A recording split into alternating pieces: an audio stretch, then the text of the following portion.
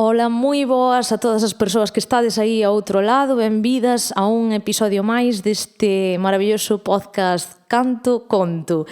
Hoxe é un día especial, sempre dixo que é un día especial, porque todos os días son diferentes e especiais. Hoxe estou con Baia Fernández, ese é o teu nome, non? Ese é o meu nome, di o meu DNI. E a túa... E Dela Torre. E Dela Torre. Cuidado, cuidado. Non me quites o apelido de renome. Isto dá caché. Antes de comezar co parole, para que non se me esqueza, vou dar paso á cabeceira, pero valo dar ti. Queres que deu paso á cabeceira? Pois dentro a cabeceira.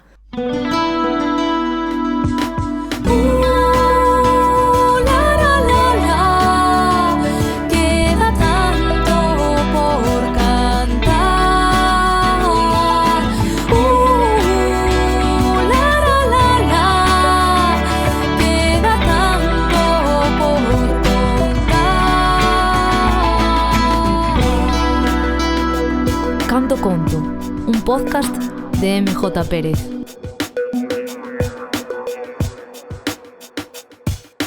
Bueno, é que sempre dou eu paso á cabeceira e xa me dá pereza, entón, que tal?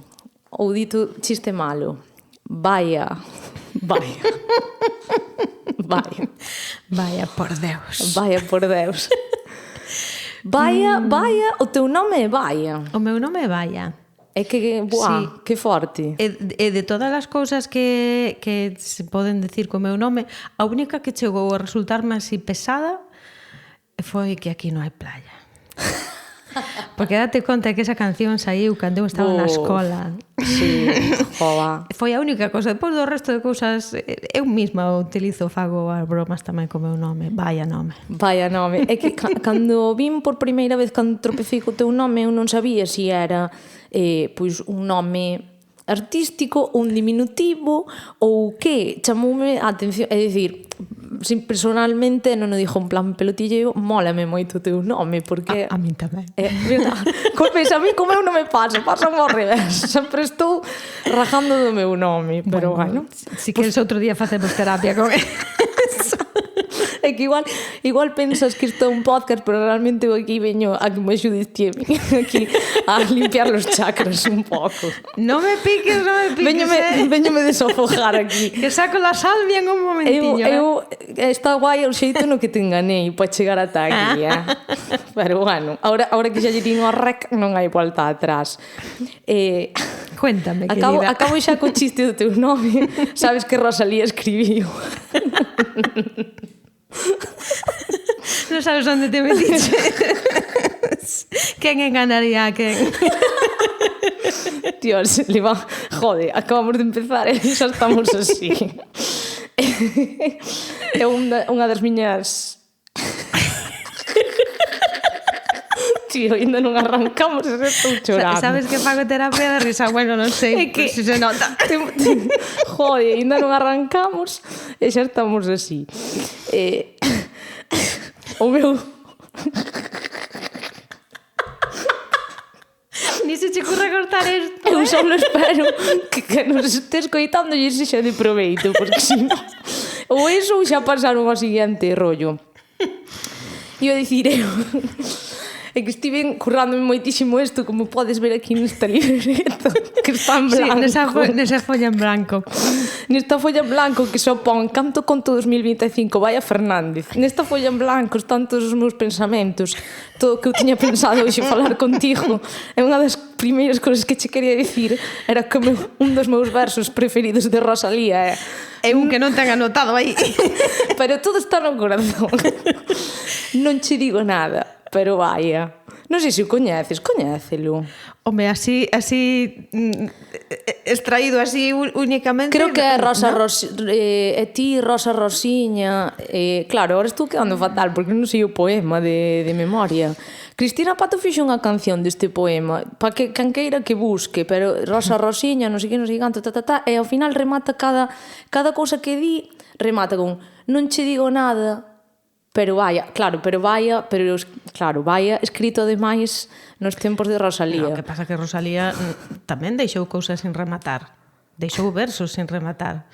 Entón, non che digo nada, pero vaya, xa cho dirá todo dentro de uns anos. É que Rosalía era ata pa, quero dicir, era adiantada a todo, pero bueno. Bueno, despois desta magnífica introdución na que acabo de quedar de cumbiera intelectual e de todo, xa fixemos terapia de risa antes de arrancar. Vaya Fernández, eu debo dicir, e seguramente hai xente que tropece con isto, que lle pase un pouco como a min, que eu sou ben de ti, porque un día tropecei ca túa cara no teléfono. E mancacheste. No, de momento non me manquei. Todo pode pasar. Non me manquei, ainda que precisamente, é dicir, algo que me molou moito, que me mola moito, quero afondar un pouco por aí, xa me contarás un pouco como nace isto e que é isto, o sea, que si naceu si foi un vídeo e a partir de aí viñeron máis ou como foi un pouco o conto. Claro, depende, cada un ve as cousas dende unha perspectiva. Igual no medio de algún recado que poide ir por aí, igual hai recados que van para min, outra cousa que me queira dar por aludido, porque, sabes, isto que pasa moito en internet, que a xente dice sí, e é rollo de, sabes. Pero sí que é certo que eso, que a primeira vez que tropecei contigo pois foi con algún dos teus vídeos, a partir de aí pois fun vendo máis e a verdade é que non te coñecía de nada e molábame moito porque pois, xa non só polas cousas que dicías, porque moitas veces eu dicía, bueno, pois ainda ben que alguén di, porque creo que algo que nos gusta, non, destas, porque quero falar de redes, pero ao mesmo tempo un terreno pantanoso, pero algo co que empatizamos é cando alguén di algo que nós pensamos tamén ou co que empatizamos, pero que se cadra non lle sabemos poñer palabras ou non estamos sabendo poñerlle palabras, e cando ves que alguén o di e o di dunha maneira no que empatizas, é como dicir, eso é sabes, entón é esa cousa. Esa é unha das cousas que máis me din cando alguén me di, non é que me diga todo o mundo cousas, claro. Pero da xente que me di, unha delas é isto de que puxen palabra, de que dixeches o que outros pensábamos e o mellor non sabíamos como decir ou non nos atrevemos a decir, que isto a veces pasa. É que hai moitas cousas que ti te atreves a decir que eu digo, wow, claro, no, e na que pareza mentira, é dicir, eu ás veces cando vi algunha cousa túa, eu dicía, joe, que é verdad que por veces, sabes, hai que agarrar un pouco máis de valentía, porque ao final, sabes, é como dicía eu, non ten nada que ver, iba a dicir unha frase, pero non encaixa aquí, non me o conto. Una quere ser filósofa, pero non. Xa non é as cousas que di, o sea, o que a mí me fascina dos teus vídeos, obviamente, non é só o que dis, senón o como dis. O como dis. É espontáneo. Absolutamente.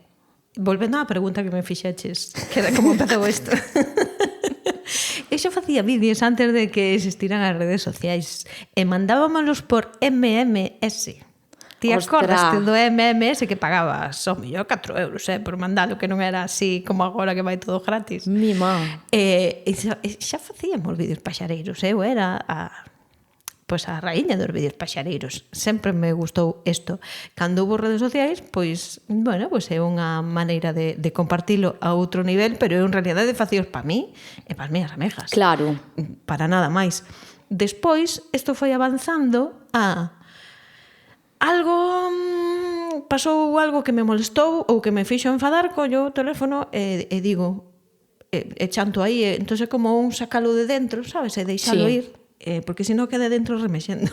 Sí. Entón é como, solto e aí queda. O que pasa é que hai xente que empezou a reaccionar a isto. E por eso cando houve pois, persoas que me preguntaban, pois o que cobras polos vídeos ou si tes... É que eu non fago eso. Claro. Quer dicir, eu sempre, fíxate, agora está de moda os vídeos verticales. Pero eu xa facía vídeos verticales cando non solamente non estaba de moda, sino que eu era altamente criticada. Xa non che dixo por calquera do audiovisual, que sacar do horizontal e corte o gañote. Sí. Pero era como, as vídeos verticais, xa que cutrez. Eu decía, vos non estades nos tempos. O mundo vais a adaptar a min. E a vista está. Que se adaptou, non? Pero non está tan lonxe, Pero era como decir, cando hubo así algún vídeo que fixo máis un punch, como se din, foi...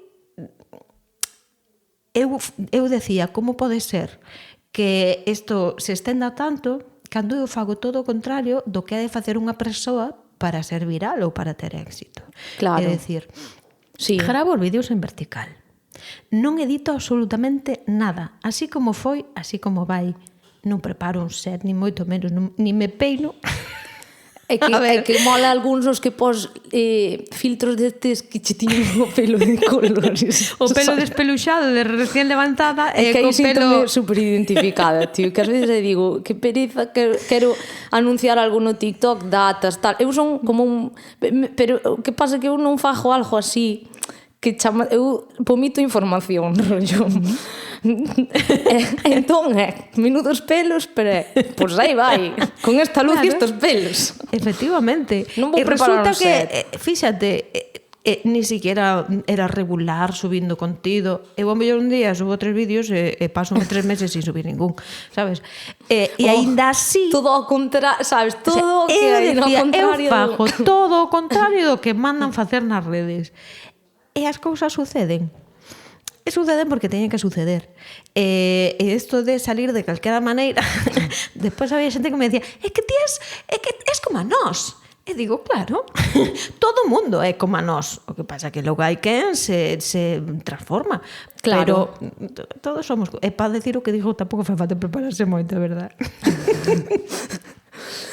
Si que é certo que o feito de, pois precisamente, facelo dende a máxima normalidade, particularmente penso que é algo que, un punto que axuda moito máis a empatizar, non? Que igual, pois, de outra maneira podería funcionar, pero cando xa ves moita preparación, moito disfraz, incluso hasta poden ser vídeos preparados, non? Pode parecer outra cousa, non? Que en vez de ser unha persoa que está dando unha opinión de forma deliberada e desinteresada, porque, a ver, sempre hai un interés en base a, pois, interés, estou en contra disto, é dicir, o interés de mostrar, polo menos, o que pensas, non digo que haxa intereses ocultos e tal, pero, precisamente, se fora igual unha cousa máis edulcorada, máis adornada, máis tal, podería parecer un produto, e un produto no que se cadra houbera alguén ou algos detrás.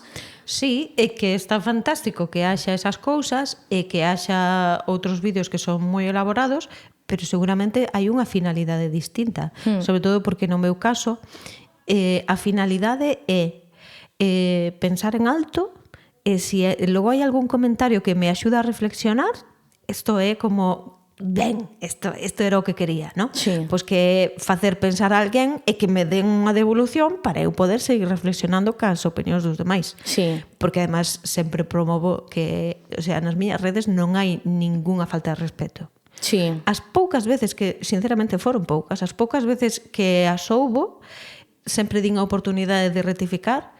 En varios casos rectificouse e é maravilloso ver isto, como alguén se dá conta de decir certo, deixeime levar, isto non estuvo ben e reconduce o discurso non o que quere decir, sino a maneira no que o di. Hubo algunha persona que reincidente e dixe, pois hasta logo, chao bacalao. Quiteino. Pero poucas veces tuve que quitar a alguén. É un espacio onde quen quere pode opinar desde o respeto e síntome moi orgullosa das persoas que comentan no que eu poño, porque enriquecen desde un lugar moi natural, moi honesto e moi respetuoso.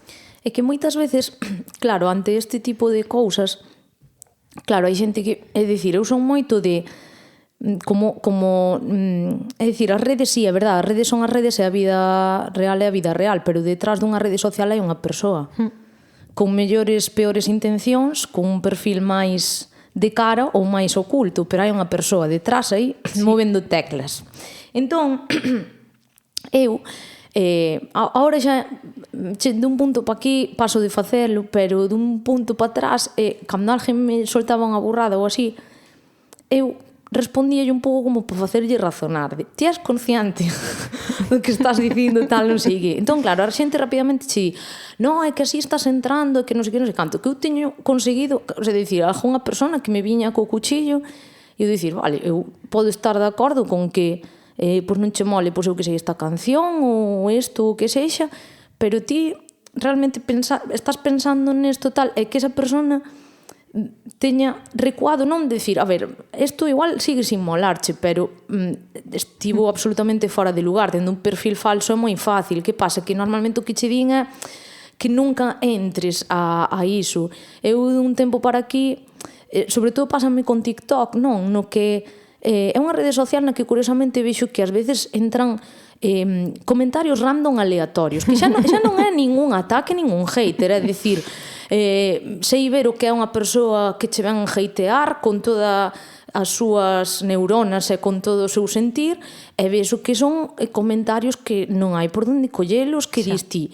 Estos vexo que sucede máis en TikTok, curiosamente, fronte a outras redes, polo menos falo dentro do meu punto de vista. O que sí é que, claro, que aí é onde está o punto. A mí non me mola as faltas de respeto, aínda que con algunhas cousas que sucede, pois hai que morder moito a lingua, sabes? Porque, para dicir,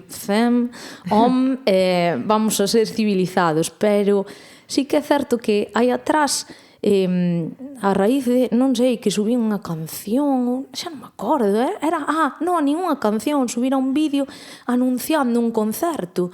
Vale.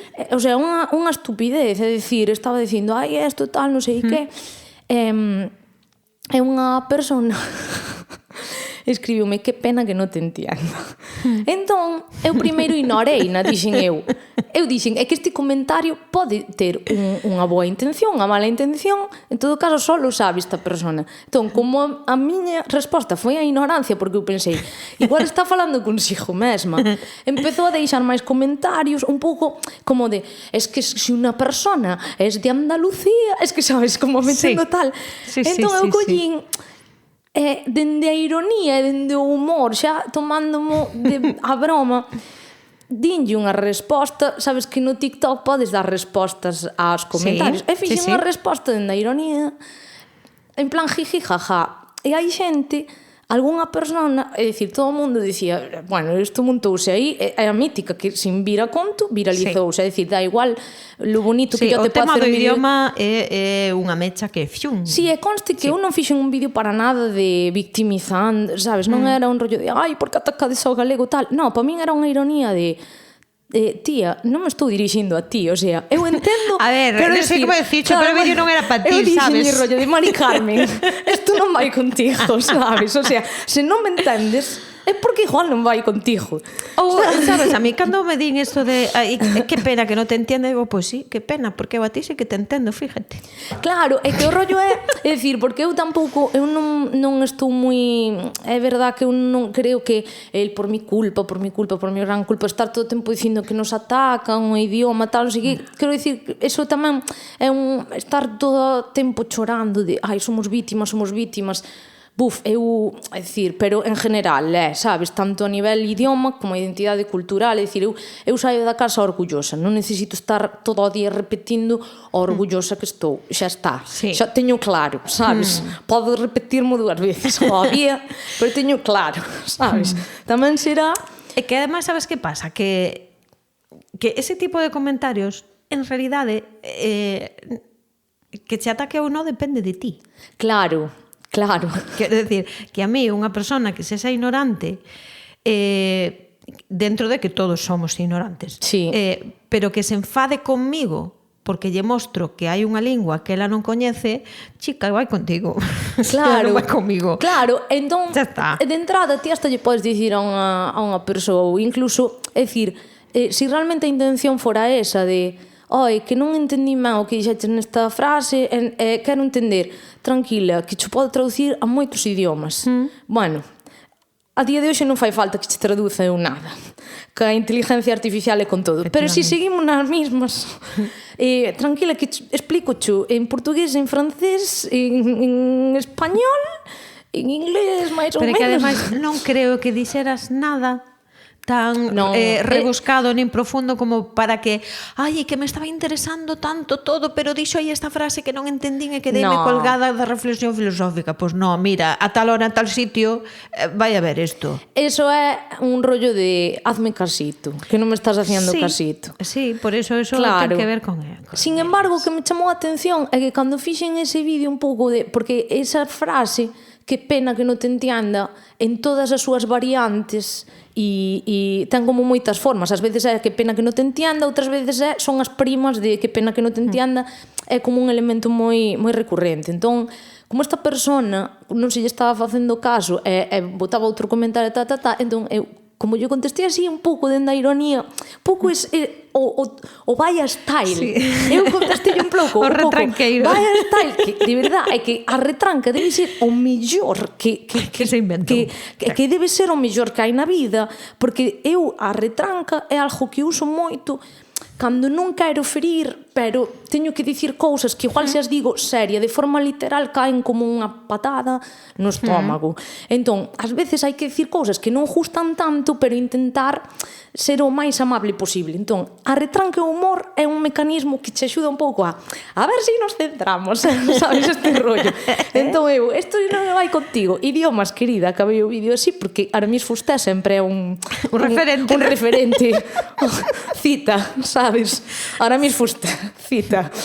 E a xente, pois, recibiu no jajá, jeje, os cataláns por aí, os vascos por alá, montouse un pouco de revuelo no medio dunha señora, estaba rollo de...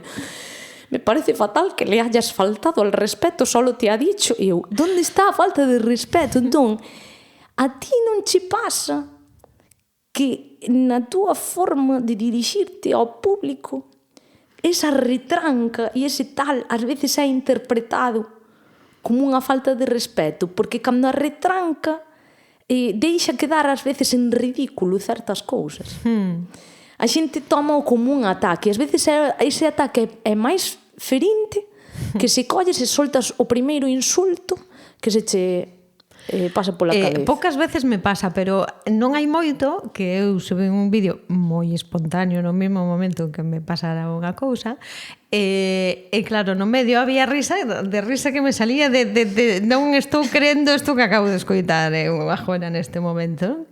E hubo unha persona que sí que me dixo que esa risa que era moi...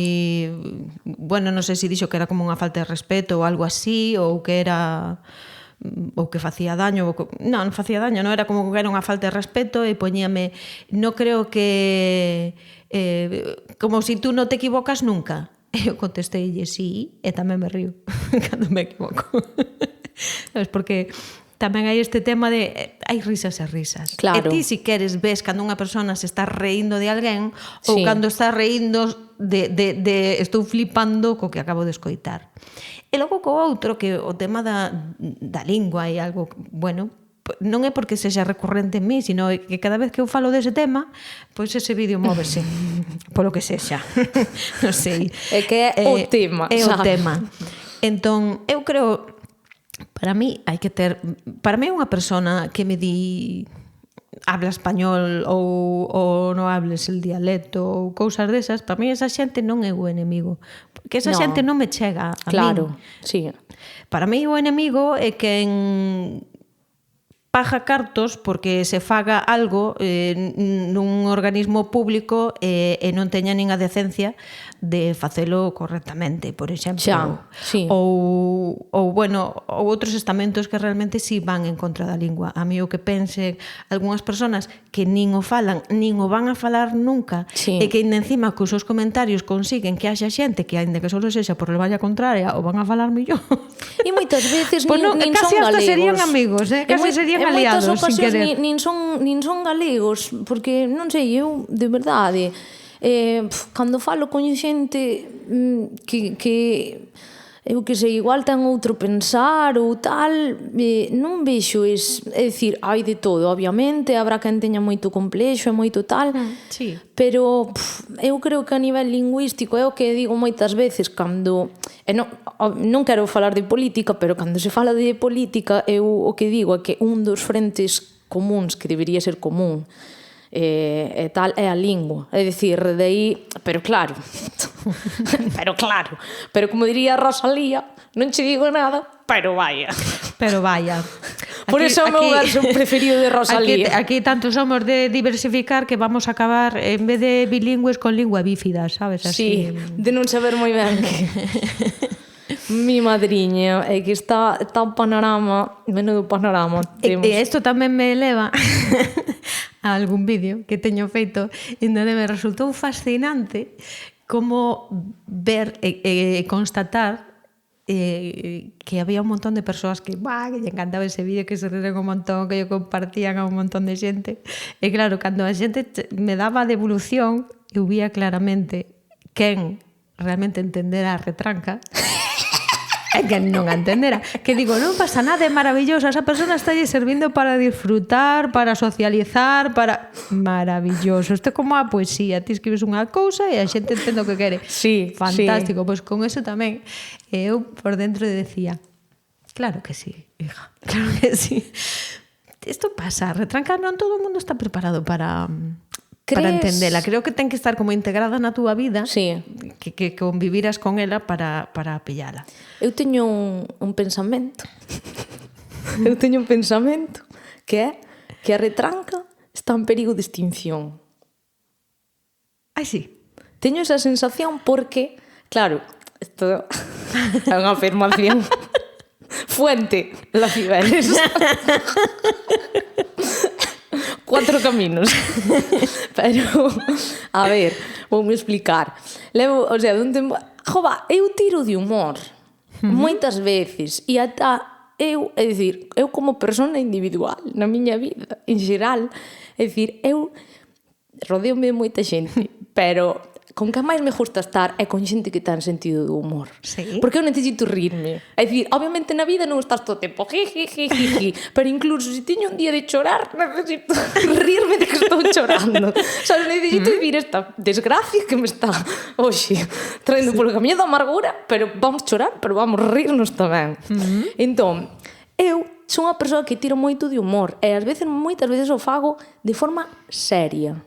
É dicir, a través do meu traballo, o sea, invertindo cartos e esforzo na vía do humor, cousa que moitas veces me ten pasado factura, porque hai xente que non entende que na música introduzas humor se non vas de certo... É dicir, se o teu produto, entre comillas, é de humor, non poden entender que ti seixas un melancólica, seria, reivindicativa e tires de humor e de retranca. Eso non se entende. Isto como a Mari Carmen. Se non entende, que non é pela. Xa está. Sí, pero falo así de algo, sabes, porque é un sentir que non é só meu, sabes, que ás veces tamén lle pasa a algunha que outra compañeira que igual, é dicir, non se entende, ou é como que che din, tía, a mítica que che din, pois como tes que levar as túas redes ou como tal, e din, donde a cagas é cando tiras de humor, porque é onde a cagas, porque aí non sei que, e eu digo, pois mira, marchade todos, un por un, marchade, deixádeme en paz, que se queden os 5 que teñan sentido de humor. A mí encantanme estes coaches das redes sociais. Sí, a min tamén. Que che din isto que tes que facer, mira, para empezar, todo creo que nos iría mellor se entendéramos que a risa é unha cousa moi seria. Sí. Isto xa para empezar. Outro día escoitaba un psicólogo catalán, aí non me acordo o nome dele, estaba falando con Alex Rovira, e decíalle que o seu desexo para 2025 é que ríramos máis e choráramos máis, porque se rimos máis e choramos máis, a vida vai nos ir moito mellor. Sí. Son dúas cousas, además, que están moi unidas e moi cerca, e teñen moito que ver unha ca outra. Volvemos a, non, é que deberías facer isto, e ti que estás facendo? Efectivamente. Eu estou compartindo, no teu caso, estás compartindo cultura. E ti que estás facendo? Solo sentarte a recibila e decirme como a teño que compartir? Bueno, igual había que deixar de opinar do que teñen que facer os demais. E a mí con isto, evidentemente, eu que levo facendo vídeos mellor que a xente non rebusque moito en YouTube, a mí tamén me decían, claro, é que isto ti, co traballo que tes, que tes un negocio, tes que pensar que non sei que, tes que pensar que non sei canto. Eso encanta, de cuidado con el negocio, porque non sei que, eu digo, vou amargar. Que eu pasei sempre, pero que logo os anos foronme demostrando que canto eu máis natural fun. Sí.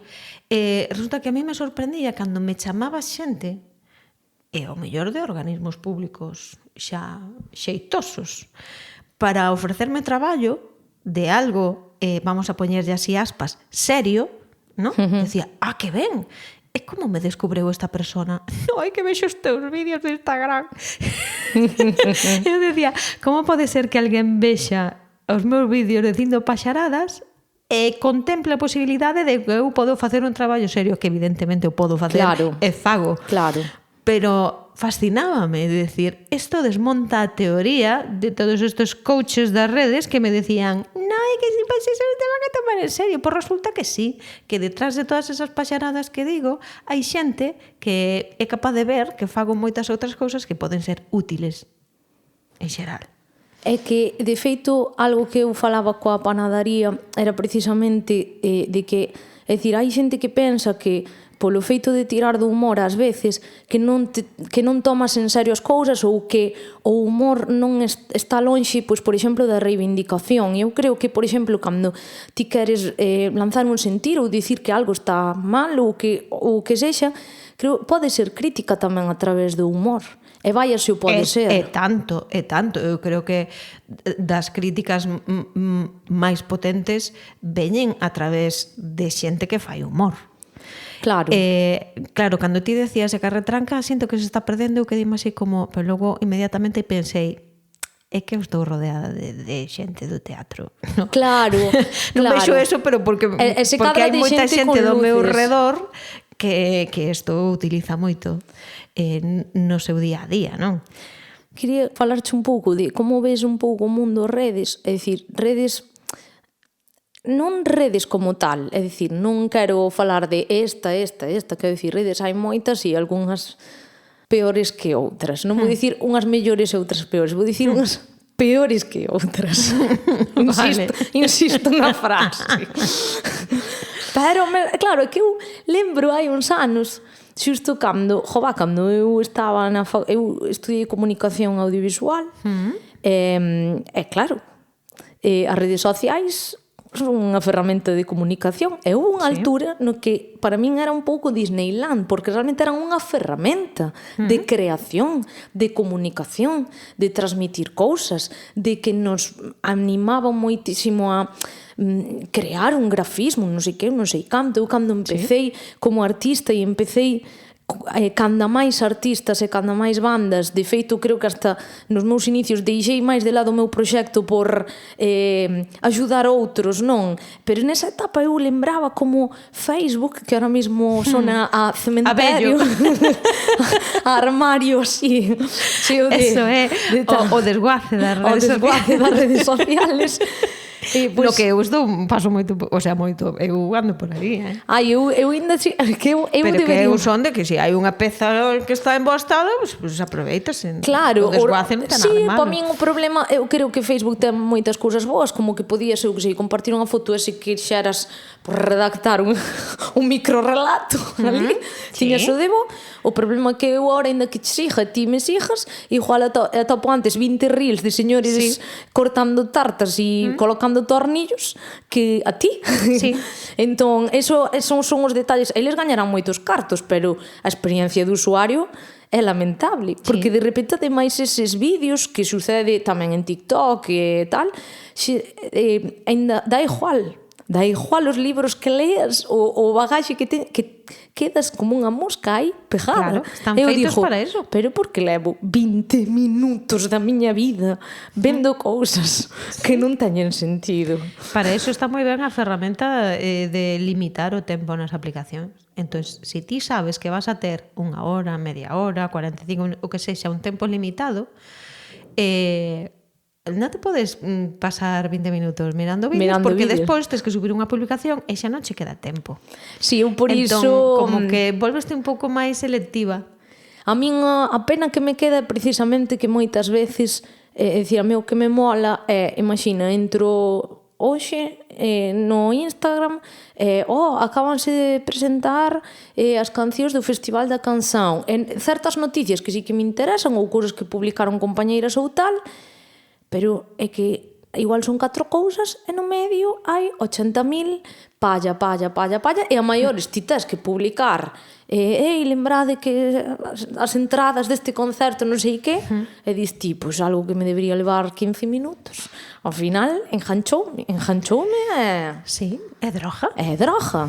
Non, estou intentando facer consumo cada vez máis consciente, porque tampouco é que non atopo aí nada, é máis, ás veces algo que provocan as redes, non sei que opinión tes ti disto, e veía onde collín conciencia e dixen, ui, isto ten que cambiar, é que igual eu estaba dunha maneira, normal, nin moi contenta, nin triste, e igual dicía, vou mirar un momento, e entraba en Instagram, ou xa non che dixo en Twitter, e de repente, en 5 minutos, cabreada, porque atopas moitas cousas para cabrearte. E digo eu, que triste, o que podería ser realmente Disneylandia, que foi os inicios, sí, ahora pero, é... mira, ti mentras estás cabreada podes pensar con claridade?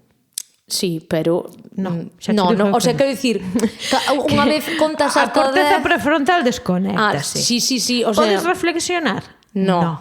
Podes cultivar a túa alegría interior? No. Pero necesítala. Porque o ser humano necesita alegría. Entón, que vai a facer? Buscala. En que? En outras cousas que che van a vender esos mismos que te fixeron sentir así. Efectivamente. Está todo moi estudiado. Unha ten que saber a onde vai. Claro. Cando vai a redes, por eso eu, en esa, na xe esta, non entro, porque non hai nada do meu interese aí. E logo porque eu levo moitos anos invertindo moito tempo e cartos no meu benestar. Vou eu a permitirlle a unha rede social ou a alguén que non coñezo, e que non lle permito ni a alguén que coñezo que me quite o meu benestar así porque sí, vou eu permitir a unha rede social? Non, filla, non, que o meu traballiño me costa. Claro, é que pero eu creo, pero que o digas ti que levas moito tempo, como dis, e moitos cartos, e moita vida invertida niso, quizáis cada vez sexas máis consciente de todo isto, imagina canta xente, sabes, está nesa roda sin ser consciente de estar nesa roda. Moitísima. Porque xa che digo, eu teño limitado o tempo das aplicacións, porque eu traballo moito o teléfono. Claro. Teño que estar constantemente aí. Entón, era eso que xa non teño notificacións. A mí, se alguén me manda unha mensaxe, ti comprobarías que tardo moito en contestar unha mensaxe de Instagram porque non me entero que me chegou. O sea, non me chegan nin as notificacións de WhatsApp. Eu teño que entrar no WhatsApp para ver se alguén me escribeu. Porque eso era unha distracción, unha excusa continuamente para ir aí, e unha vez que entras xa miras outras cousas. Eu só teño WhatsApp porque é un pouco, entre comillas, outra cousa, pero... Tendo as notificacións limitadas, como eu traballo moito con redes sociais tamén, poñendo as cousas que vou facendo ou respondendo mensaxes ou tal, eu entraba en esa dinámica de estar... Eu escribí un texto que fala de estar pasando o dediño así, de arriba para baixo. Un día caceime, fun a mirar o tempo que estuvera co teléfono, e foran 8 horas. Wow. 8 horas. E dixen, mira, os ollos xa me facían así chiribitas, pero de verdad, literal. Dixen, no, isto a mí non me pasa máis. Entón, eu teño limitadas. E creo que son unha persona que traballo para o meu benestar. É que é moi... Ninguén se libra diso. No. Ninguén está libre de entrar aí, porque eso está moi pensado para que o cerebro reaccione, é como darlle droga ao cerebro. Entonces é moi difícil loitar contra eso se estás aí. Entón, cal é a maneira? Poñerte límites. Punto. Para evitar o perigo, poñome límites. Hai xente que decide non entrar. Fabuloso. Quitas. E outra xente, por exemplo, como eu, que elixo seguir estando porque as utilizo, non solamente para o meu traballo, sino que hai certas persoas que só vexo a través das redes sociais e dame alegría ver. Entón, teño para eso, teño ese tempo límite, poño o límite para protexerme, porque sei que hai un perigo aí. observando, vexo moitísimas persoas que están absolutamente hipnotizadas, pero non só cas redes sociais. Sí, é que non é só as redes. Coas plataformas de series, coa televisión en xeral, con outras cousas. Hai moitas maneiras de hipnotizarse. Sí. E incluso en cousas que aparentemente parecen mira que guai, que medita moito, e ao mellor non está na vida. Xa. O mellor tamén está absorto en esta historia, escapando do que está sucedendo. Sí. Bueno, É que é unha... É dicir, eu creo que sí, moito se fala de saúde mental, pero hai quen fale de saúde mental falando de saúde mental, e hai quen fale de saúde mental un pouco como que realmente non están falando de saúde mental. Que é unha tendencia e un rollo de marketing máis. É un discurso, pero non hai coherencia. Porque é dicir, vexo moito rollo moitas veces nas redes de non sei que saúde mental tal, cando daslle media volta e ves unha tendencia a fuxir de nós mesmos. É dicir, de feito, teño a sensación de que eu dou grazas de pertencer a unha xeración que, para comezar, eu a primeira vez que tive un ordenador propio en casa foi tarde. Cando tive o meu primeiro ordenador de meu, foi cando fun á facultade, sendo un esforzo familiar. Non era o ordenador, mas ir á facultade. A día de hoxe todos temos un móvil ou unha tablet ou algo, temos esa ferramenta. Acceder a internet, tardei en ter ese acceso a internet, é dicir, entón, se cadra para unha xeración como a miña, como a túa, etcétera, que vivimos o antes e o despois de todo isto, sabemos que a vida e el ser humano e esas cousas é algo que, aínda que convivamos con isto, non é isto. É dicir, isto é algo, pero isto non é a realidade. Isto é unha vamos dicir, realidade alternativa, non sei como chamarlle, é un algo que está aí. É un escaparate. É un escaparate, efectivamente. Con todo, eu non podo deixar pasar unha cousa. Esta xenerosidade túa de poñerme na mesma xeración que a ti. A ver.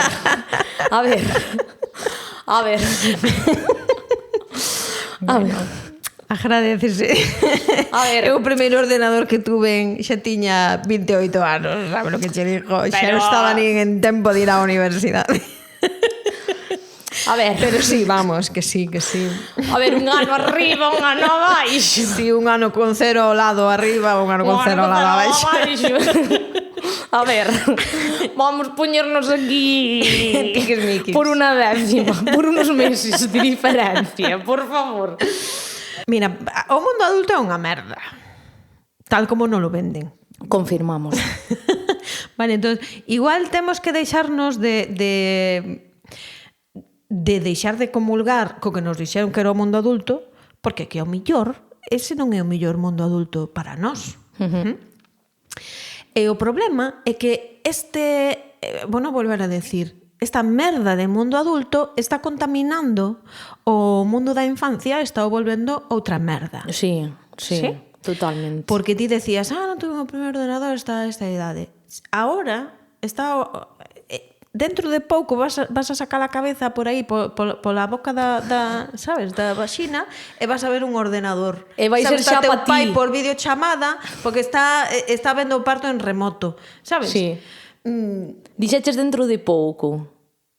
Bueno, que eso seguro que xa pasou. Seguro. Realmente, vamos. A ver, non sei se ahora sendo rigurosa, non sei se no quirófano o permitirán. Unha cousa que non o permitan, pero falta de ganas de xente. Igual a matrona ten a cámara esta aquí o frontal. Está conectada aí. É que igual seguro que xa se fixo. Estou facendo unha distopía aquí, pero en isto de estas movidas de, sabes, sobre todo en certos países que son moi así de experimentar, vai así.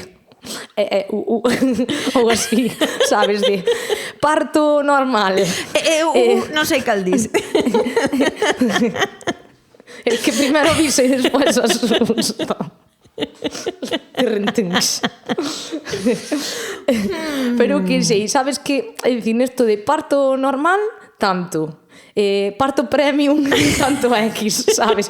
Parto premium... Con tanto, vai aumentando gigas, claro, ¿no? É dicir, conexión en directo, retransmisión, hasta 2 personas conectadas. 5G. Hasta 5, pack empresarial, pack familiar, sabes? Eso seguro que existe. Seguro que xa se fixo. É que estamos aquí Segurísimo. rollo dentro de pouco. No, seguro que está, isto xa está. E moitas veces falamos desto de tomar conciencia, de sí, tomar conciencia, pero claro, tomar conciencia para ser coherente logo obríganos a facer certos cambios. E o mellor non queremos facer esos cambios, entonces, bueno, a ver, tampouco lle pasa nada, o rapaz que estea con móvil e miro para outro lado, non? Xa. E creo que non somos conscientes de cara onde vamos. Porque logo eu escoito moita queixa. Si é unha frase que escoito que a xuventude agora, que os adolescentes a mí rebótame un pouco porque digo, ti paraches a escoitalos, ti sentaches diante dun grupo de adolescentes a escoitalos, digo, porque ao mellor non son eso que ti crees que son, ao mellor eso que estás criticando deles é algo que ao mellor nós como adultos tamén facemos, pero de outra maneira. No, e que depois eso sai de algún lado, non é... Efectivamente, porque logo digo, es que ahora os niños, eu sempre digo, é quen os criou. Claro. Que non é por buscar culpabilidades, pero igual temos que facernos cargo do que nos toca e non botar a culpa á sociedade de que o meu fillo solo quere móvil cando eu non fun capaz de decir que non nunca. É que aí onde está, porque quero dicir... que conste que isto non é unha crítica aos pais, pero é unha observación. Eu entendo que a día de hoxe hai cousas que se cadra aínda non indo sobrados económicamente, son certamente accesibles. O exemplo que puñamos do ordenador, é dicir, é que agora mesmo calquera compra un ordenador a pouco que aforres un pouco, ainda que sexa un máis cutre e barateiro, que atopes máis ou menos, é dicir, ou por Wallapop, ou nunca quería dicir marcas, por interfaces de venda de segunda man, atopas un ordenador, é dicir, ti a día de hoxe podes ter un ordenador algo, un teléfono escacharrao que sexa, e estar aí. Antes, hai uns cantos anos, era un esforzo moi grande. Xa non falo a dicir, a día de hoxe, a urxencia que teñen os rapaces por ter móvil, entre outras cousas, entendo que é, pois, querer estar aí, se os outros están, eu quero estar aí. É dicir, na nosa época non era o móvil, eran outras cousas. Quero dicir, eran os tenis Jordan. Os tenis Jordan, ou se fulanita ten un Discman ou un Wallman, eu quero un Wallman tamén, ou a dichosa PlayStation, sabes? É dicir, ou eu lembro, eu quería ter unha Nintendo, eu sempre quixen ter unha Nintendo. É dicir, e a resposta era no, e a Nintendo costaba, que eran 10.000 pesetas da época, que era unha burrada. Unha cousa así. Claro, ahora 10.000 pesetas que son 30 euros. Un pouco máis o dono. É que ti pensas neso ostra, claro que pa uns pais era difícil terche que dicir que non, e a ti, pois, costabache entendelo, e eu entendo que é difícil, é moi difícil ter que lidar con eso, pero independentemente xa de xeración actual e de tal, en que gañamos, alén da tecnoloxía, con non saber que existe ou non na vida e que temos que convivir con iso, porque xa non que exista ou non, senón que na vida non todo ten solución, é dicir, ímonos enfrentar a este tipo de cousas. É dicir, porque eu considero que máis ou menos tive un camiño no que non foi todo de sí, lo que tú quieras, ao revés, era loita, e a día de hoxe, pois, que difícil é, sabes, lidar con, cando tomas conciencia con, que difícil é isto, non sei se vou poder pois, superar certos obstáculos, non? E a impotencia que xera o...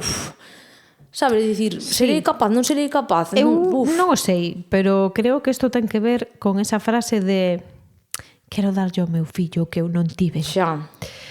E a veces esquecémonos de darlle o que sí que tiveches, Aí está. que foron límites. Sí. É certo que moitas veces os límites, como ti dis, eran por a necesidade. Cada xeración, a miña avoa, entendo que a súa prioridade era a supervivencia, era alimentar Sí. os seus fillos.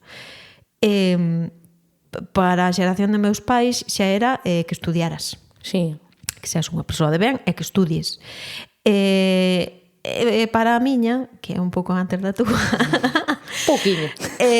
xa buscamos outras cousas, xa buscamos o benestar, que se sintan realizados, que descubran que é o que lles gusta, que é o que lles motiva, que sexan felices, non? Nunha palabra. Claro. E a veces non entendemos que para eso necesitan experimentar certas cousas. Sí. E eu vexo agora cada vez a máis familias preocupadas pola crianza, que iso é unha cousa maravillosa, Sí.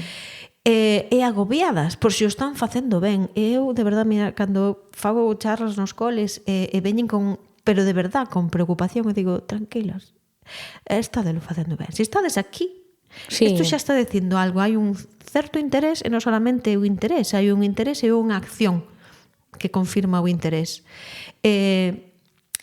Pero vexo que moitas veces esa preocupación é que, como o meu fillo se frustre, eu xa me estou culpando, que algo non estou facendo ben. Non, é que se ten que frustrar. É millor que se frustre en este espacio de amor que é a familia, Sí. que aprenda a ir recursos, porque logo fora isto vai non encontrar. E se non lle deixo que se frustre na casa coas persoas que máis o queren, o que estou facendo é lanzando á selva vendido, sin recurso ningún. E isto é unha putada. Claro, pero que axudar nesa frustración non é librarche do problema Claro, de forma máxica. Igual que outra cousa que vexo moito, non, eu quero acompañar. Que é acompañar? Efectivamente, que é acompañar. Eu vou ao teu lado e podo ofrecerche ferramentas que eu teño, ofrecerche recursos, pero eu estou aquí para ofrecerchas. Cando eu empezo a decir tes que ir por aquí, tes que facer isto, non podes sentir así, é porque sintes isto, é porque sintes aquilo. Aquí estou intervindo, non estou acompañando. Xa. Sí, sí, sí. Eso é como se eu digo a unha amiga, acompañasme a dar un paseo, di, máis sí, e logo dime, pois eu creo que tiñamos que subir as escaleras do monumento en vez de ir bordeando. Pois eu creo que tiñamos que ir por aí. Digo, mira, rapaza, vai a rañar. Dixenche si me acompañabas ao meu paseo, non si me mandabas por donde tiña que ir. Pero claro, cando son as crianzas, Sí. que se fai desde o amor, pero desde o amor podemos fastidiar tamén. Eu, unha vez miña nai soltoume unha frase que foi falando dunha cousa similar, e eu creo que eu estaba poñendo sobre a mesa sin ser consciente, pois, que eu non quería que as cousas foran así, e miña nai soltoume estas frases así, sabes, de madre, dime, mira María, un só aprende na cabeza de un. Isto que parece tan obvio é algo no que penso moitas veces, non? Típica frase de madre que despois levas sempre contigo. E eu moitas veces a teño presente esta frase, o sea, esta frase teño moi viva no sentido de é que é verdad, é dicir, aínda que ti me poidas dicir moito X cousa, ata que a min me entre na cabeza, ou eu o viva, ou eu xa interiorice esa conclusión, vai ser así, o sea... E además é por outra cousa, quero decir, a ti cando hai algo que te está supoñendo un convite, unha dificultade na vida, é un escenario en donde ti podes aprender algo. Sí. Que alguén te colla da man, te faga bordealo e ir a outro sitio, está che negando a oportunidade de aprender algo. Sí. Isto non é unha axuda. No, e eu de feito, eu sí que dun tempo a esta parte, o sea, neste momento da vida... Perdón, porque isto é importante, quero decirlo. Non solamente che está negando a oportunidade, sino que de unha maneira implícita está che dicindo ti non podes. Sí. Logo chegamos aos sitios máis avanzados sin autoestima. E por que non terá autoestima? Porque ti, con todo o amor do mundo, o liberaches facéndolle creer que non podía superalo. Claro. Dito.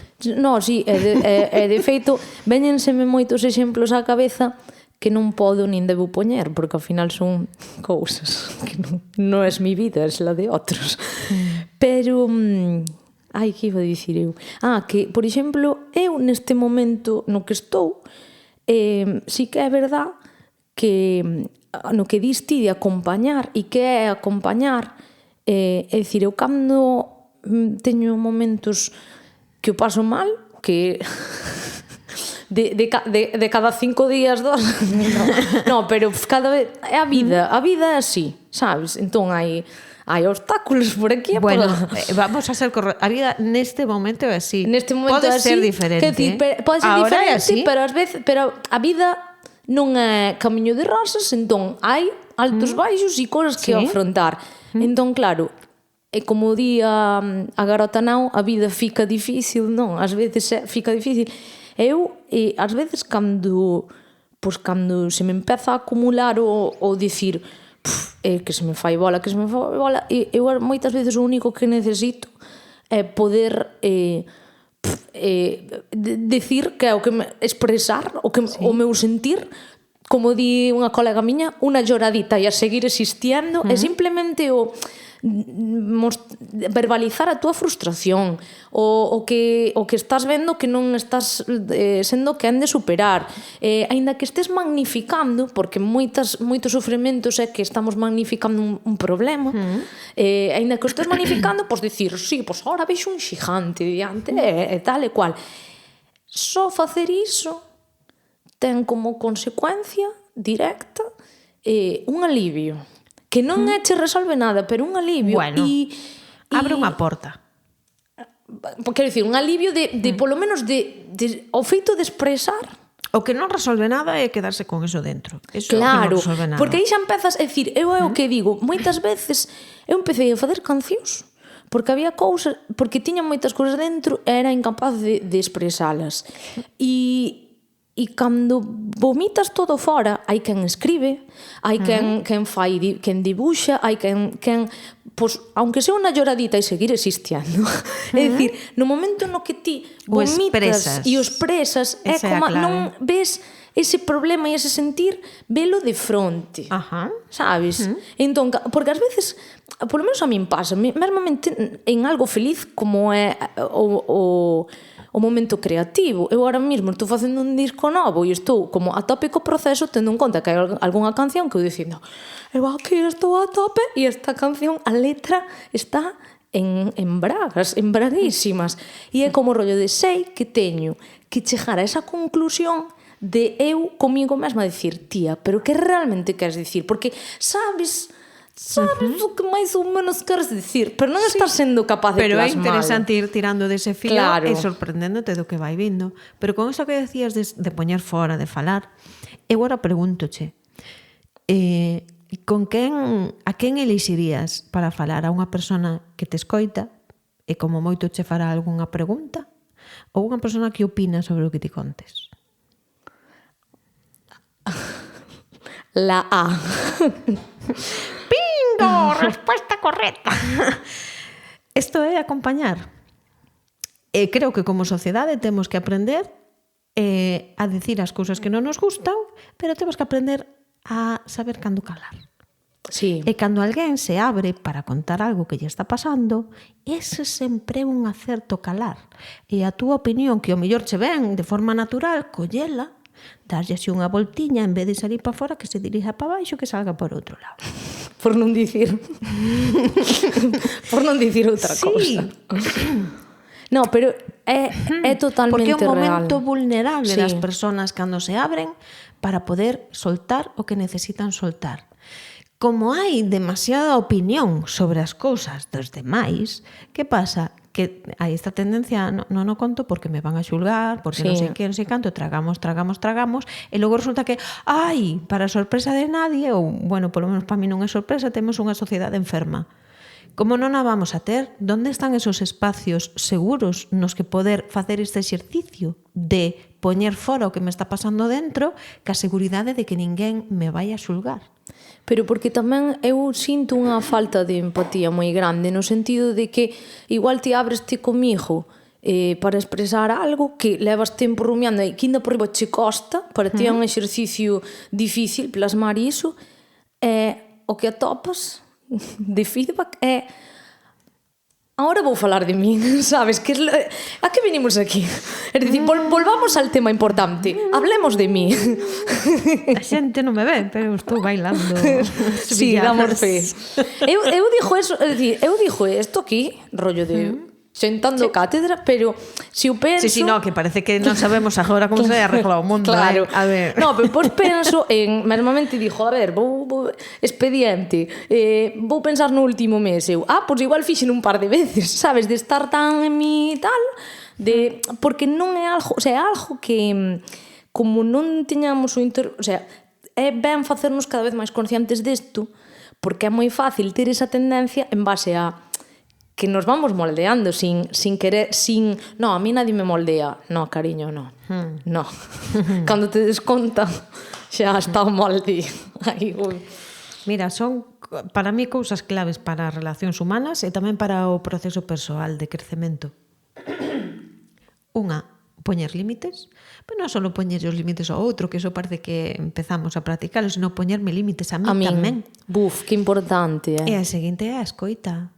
A escoita, que ademais, gracias a ela, podo chegar á aceptación e a esta empatía que ti decías. E a escoita implica cando escoito o outro, cando o outro está sendo está en modo emisor, eu estou en receptivo.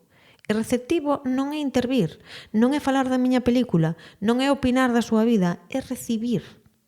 E se acaso preguntar. Pero claro, isto que implica? Traballar a escoita do outro tamén implica a escoita propia. E a escoita propia moitas veces é moi dolorosa. Sí. Si eu non me escoito a min, porque me fastidia o que hai aí, ou ao mellor ni siquiera fun a mirar o que había, teño un pánico terrible porque me imagino que hai uns monstros criminais, entonces non me escoito a mí, só escoito a miña mente pensante, no, eso que hai xente que lle chama o ego, que non é tan mal como din, pero bueno. Claro, si eu me poño en este modo ego, personaxe, só teño o meu discurso este mental, cando ti fales, claro, este vai intervir. Sí. Porque está na súa película e porque yo soy el protagonista. Ti fala, pero has de decir unha cousa que a min pasoume, pero vamos, peor que a ti. Sabes? Ou, isto recórdame a cando a mí. E a outra persona quedase aí como cri, cri, ca cara de la película de esta de Del Revés, a cara de tristeza, sabes? De... nos vamos a perder. E creo que a clave está aí, nos límites e na escoita, para empezar, e logo poder seguir escalando cousas. Pero sin eso, o resto non o vamos a conseguir de xeito natural, entón vamos a ter que conseguir de xeito artificial. É dicir, o que está na cúspide da pirámide emocional, que é a alegría. Se eu non teño a base sólida, que é a seguridade, os límites, o respecto, e non teño esta comunicación, esta empatía, isto forma parte desa base, desa pirámide. Se iso non está sólido, a alegría que está arriba de todo non se sostén. Pero eu necesito-a. Sí. E como a necesito, que teño ese anhelo, vou a buscar. E onde vou a buscar? Nesta roupa, naquel teléfono, nesta festa, neste viaxe, neste coche, nesta sustancia. Ao final é fuxindo, E efectivamente, esa é unha das grandes inimigas da alegría auténtica, son as fuxidas. E son cousas que me dan un chute momentáneo, pero que é como a gaseosa, marcha yo jas. E despois queda un ajo azucarada que non hai que na beba. Sí. Pero se eu quero construir unha alegría de verdad que me conecte á plenitude, eu teño que ir abaixo. Eu teño que empezar por abaixo. Poñer límites e escoita. É que... Boom! A ver... Bueno, digo cho a ti, digo a min, que parece que sei eu aquí as leis do mundo e non é o caso. Pero sabes que pasa? Que tamén a miña cabeza está conectando con moitas cousas, entón... sí, oficialmente acábame de deixar muda a primeira vez que sucede na historia. No, pero totalmente, totalmente, ademais digo cho, o sea, dende o punto de vista consciente, e tendo en conta que hai moitas cousas que probablemente ignore, non, no meu día a día tal, pero tamén de forma consciente, pero tamén de forma autocrítica, de que moitas veces sabemos a teoría, pero sorprendémonos a nós mesmas de ups, non la estoy llevando a la práctica. Claro, porque o corpo é o grande olvidado. Claro. Aquí toca ir ao corpo. Todas estas cousas, cantidad de xente me fala desto. Sí, a teoría seima toda. Pero logo, a hora da verdade, que pasa? Que ti podes modificar un patrón a nivel mental, bueno, ou querer que modificaches, pero que se isto non pasou polo corpo, isto non se cambiou, isto vai a volver ao mesmo sitio. E isto é o grande olvidado. Donde ves ti que se traballa o corpo. Cando vamos a aprender algo, sentámonos nunha silla diante dunha mesa, escoitamos, anotamos, falamos, e o corpo onde está implicado en isto? Non está. Entón, eu podo aprender, sí, a decirche hasta aquí me jota ou hasta... Pero ten que haber un movimento corporal que vai acompañado. Cando nos vemos a unha persona que nos está falando de cousas, pero o seu corpo non di o que din as súas palabras, non la creemos. Sí. Non hai coherencia. Sí. A nós, cando aprendemos algo, se o queremos de verdade integrar, ten que pasar polo corpo. Non é casualidade que agora cada vez haxa máis terapias que implican ao corpo. Véxase o ludo corporal, por favor. É a terapia corporal expresiva. Eu non quería meter a cuña aquí, pero caeu así, sola, clon. No, pero é verdade. Ten que pasar por aí. E máis, si vas directamente ao corpo, a teoría aparece sola. É moito máis rápido. Cando eu vou ao corpo con unha actitude de observadora, con curiosidade, a ver que aparece aquí, aparece unha emoción que si a permito e deixo que salga, logo tráeme unha comprensión mental. Sí. Sin necesidade de leerme nada en ningún sitio. E algo do que pasa por ti e daste conta. É que eu, por exemplo, vaya si é importante que aínda sendo moi consciente de moitas cousas, doume conta de que o corpo é algo que teño pendiente, porque, por exemplo, hai xente que di, ti és super extrovertida, non sei que canto, digo, non o sei. Igual podo che transmitir esa sensación, pero igual son o contrario. Igual son un cocón. Por moito que che poida falar de forma expresiva e tal, e non sei canto, pero ahora, de verdad, eu vexome en situacións de igual que ven alguén e me fai un xesto de cariño e eu de repente baixo os ollos porque, é dicir, por moi expresiva que sexas, igual tes vergonza, igualmente, sabes? Sí. Son detalles que e sin querer, igual ti, pois eu que sei, alguén faiche un gesto ou tal ou cual, e ti sí que queres recibir ese xesto, pero con linguaxe corporal non é que dixas que non, pero claramente aí move algo. É dicir, igual hasta estás dando a sensación de pois precisamente de cocón ou tal. Eu sí que sinto que, por exemplo, non sei a ver que opinas ti disto, igual encima dun escenario son capaz, porque é como así entrara noutra dimensión, e depois na miña vida real é rollo de sabes, de feito unha señora do outro lado da fronteira coñeceume unha vez así tal e díxome, pero tú eres MJ Pérez, eu sí, e díxome, pois eres moi pequena, porque eu o sea, a señora fixo unha imaxe de min que, sabes, de poderío, de tal, por como me... E eu digo, guau, como nos podemos transformar a nivel corporal e expresivo? O sea, faloche dunha persona que, por moito que eu cante, eu cero actriz e cero, é dicir, non, si, estarei rodeada de xente da actuación e tal, pero pegar, bueno, despois berranme se digo que non se me pega, que non sei que, pero é verdade, eu non teño preparación, nunca fun a nada, nin siquiera ao cole, a teatro ou así, porque sinda algo de fixeches ou así, pois, algo de nocións tes de como usar o teu corpo, é así. Pero unha cousa é que cantes, que sin querer expresas cousas tal, e outra cousa é saber xestionar e ser consciente de, sabes, esa relación corpo... Isto pasa moito no mundo do artisteo, isto que acabas de decir, que nun escenario podo facer o que faga falla e non hai ningún problema, pero baixo dele... E aquí, isto eu utilizo moito... no adestramento emocional cando me toca explicar a diferencia entre vergoña e timidez. Sí. A persona que ten vergoña non se atreve a subirse a un escenario. Pero cando eu subo a un escenario, eu subo a mostrar algo que eu teño, que sei facer, algo. Veño, pois, ti as túas cancións, a túa música, ou unha maneira de interpretar, ou veño a ler algo. Pero cando baixo do escenario, son eu, a miña persoa. Soamente aquí non hai nada que me ampare. Efectivamente. Entonces, si eu non sei recoñecer cales son esos espacios seguros nos que eu abrir o meu corazón, aí é onde ven a timidez. Eso que a veces lle chamamos igual, lle chamamos, ai, é que eso dame vergonza, dame corte. No, eso é timidez. A vergoña era o que me pasaba a min, que para a sorpresa de moita xente que me coñece, flipa cando lle digo que de todas as disfuncións emocionais a que eu máis sufrí na miña vida é a vergoña.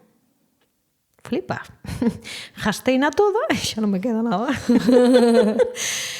Pero incluso cando eu xa fun capaz de subirme a un escenario, sí, facía o que había que facer, sin ningún problema, o que fixera falta. Ahora ben, no momento de recibir o recoñecemento, de recibir o aplauso, eu non sabía onde meterme. Eu acórdome unha vez que a xente aplaudindo eu marchei para atrás e non volvín a salir e depois un amigo decíame, mira, ti só podes facer, eh?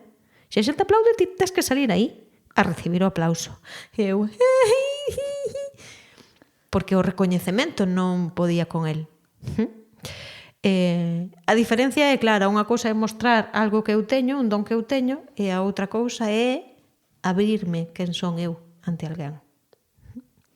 É que eu, ahora que dixe isto, eu penso, cando vixo vídeos, sabes, que pois me pasan así vídeos que se gravaron dos concertos, eu estou cantando a miña canción tal e ves unha MJ, e cando chega o momento de saludar, parezco chiquito de la calzada, tío. Porque é como, veña, todos para a de 3, 1, 2, 3, e por mesmo así rollo de que como facendo así, venga, de trámite. Acabando pronto. É dicir, a quen non le va a gustar? Que un aplauso, a quen non le va a gustar? Pero, é dicir, tampouco, non é a fina... A ver, obviamente, claro... Eu ahora xa o recibiría, se a Eu me quere aplaudir, que me aplaudan. Eu se acaba o concerto e non me aplauden, home, no, hai que decir... Non vou chorar, pero, home, preocuparíame un pouco, porque diría eu, home, non me aplauden nin por compasión. Quero dicir, aplaude aunque sexa por cortesía, quero dicir, algo tivo que... Non, entón, ves que tal, pero sí que é verdade, ahora mismo que dis isto, molaba mi rollo de como facer un análise de imaxes, sabes, de con puntero láser, sabes, como se pode ver aquí... Aquí hai cosas que traballar. Mi madriña, Dios. Jo, é unha pregunta. Sí. Aquí, teño. A ver. Menos mal, porque tiñas tantas preguntas anotadas que non dou feito responder. Que todo está aquí, na miña mente. Wow, é que mira que eu viña aquí pensando rollo de, bueno, vou preguntar un pouco por vida, obra e milagros, e mira ti que hasta dixo eu, imos ter que facer parte 2, parte 3, parte 4. Mira, a xente que tuvo a capacidade tremenda de escoitar toda esta conversa, marchará dicindo, mira, esta señora ao final quen é? Porque me quedou claro a mí que é. É que é verdade, pero antes de dicir quen eres, ao final do podcast, a ver, ao final eres famosa, sin que... Famosísima, unha cousa loca. Eres, sin querer, eres influencia de Fion. Eres cara conocida, cara famosa. Vouche dicir unha cousa, son máis voz conocida que cara. Eu teño estado unha hora así no medio de xente e ninguén decirme nada e de repente solto unha parvada, ¡oh, tías, vaya! Hasta que non abro a boca non saben quen son. Porque ás veces non... Porque e xa non che dixo se me peino soy estou camuflada.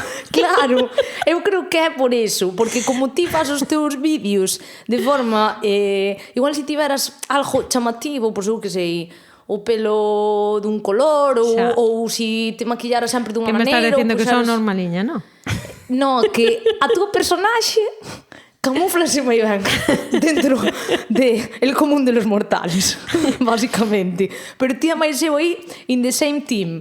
Ves, como foi que dixen eu antes, que usei o Vaya Style, pois eu Vaya Style. Eu non é que te copie, é que te copio. Somos a mesma persona, pero non. En resumidas contas, que me querías preguntar? Queria che preguntar, a ver se me podes dicir algo desto. A ver. Que é, ahora que falabas, non, do tema do corpo, é así, Ela sinala a libreta como se estuvera lendo unha cosa que pon. A ver, a miña pose ahora mismo é bastante intelectual para que realmente hai detrás. Pero é a concentración, porque vou dicir algo importante, porque, vamos a ver se digo ben a palabra, a somatización, Sí. vale? O corpo somatiza, Sí. se cadra hasta o corpo somatiza máis... Bueno, o corpo somatiza. Sí. Vale. Cando... É dicir, se eu teño un traballo de oficina é dicir, se eu agora estou no meu ordenador, por exemplo, retocando fotos, non me teño que expoñer a un público, pero estou traballando igualmente. Sí. Igual o nivel de corazón que poño aí e de desnudez metafórica non é dicir, estou editando fotos, non necesito máis que o cerebro e dúas mans, tinti, vale. Se vou dar un concerto, estou subindo a un escenario, poñéndome diante do público, etcétera, etcétera, etcétera. Cando o teu corpo se revela, e concretamente é máis cando te tes que expoñer ao público, cando en teoría non tes ningún tipo de nin de pánico escénico, nin de nada deso. Pero quizáis eso non é o mismo sentarse diante dun ordenador que salir aí a un escenario. Isto aínda que sea para unha amiga.